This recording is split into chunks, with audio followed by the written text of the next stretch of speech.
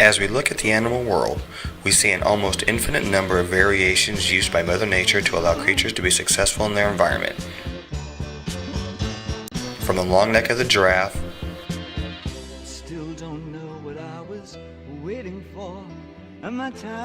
to the trunk of the elephant,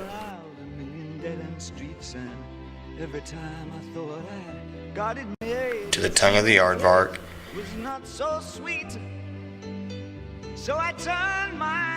and to the nose of a wolf. Each specialty has allowed the animal to adapt to the environment in which it lives. Even within the same species, we see special adaptations that are used to be successful for that specific environment. The dog, which has been domesticated for thousands of years, has evolved into several breeds, each of which were created for a specific purpose in a particular environment. Let's look at the greyhound. Not that type of greyhound. There we go, that's better. Anyway, these greyhounds were built to hunt fast animals, and so were bred to have long legs to catch fast prey. In contrast, German Shepherds were bred to herd and protect livestock in the mountains of Europe, and thusly have different needs than those of the greyhound.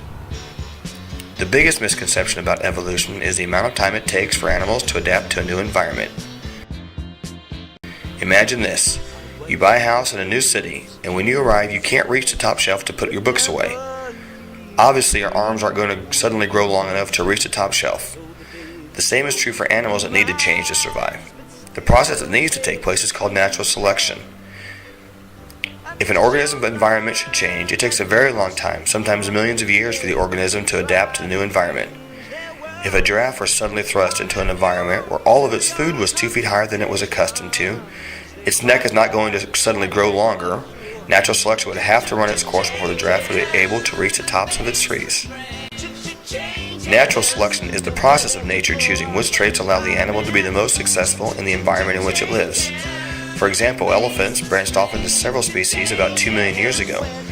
But as the Ice Age was ending about 10,000 years ago, the elephants with fur, such as mastodons and mammoths, couldn't adapt quickly enough and died off, whereas the elephants we see today managed to adapt to their changing environment and survived. This phenomenon goes on every day. The animals with the undesirable traits eventually die off, while those that possess the desirable ones pass those genes on to the next generation.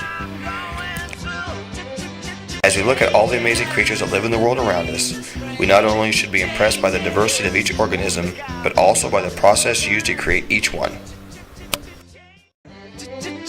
Turn and face the strain. Changes.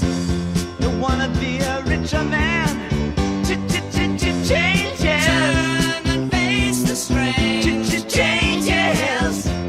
There's gonna have to be a difference.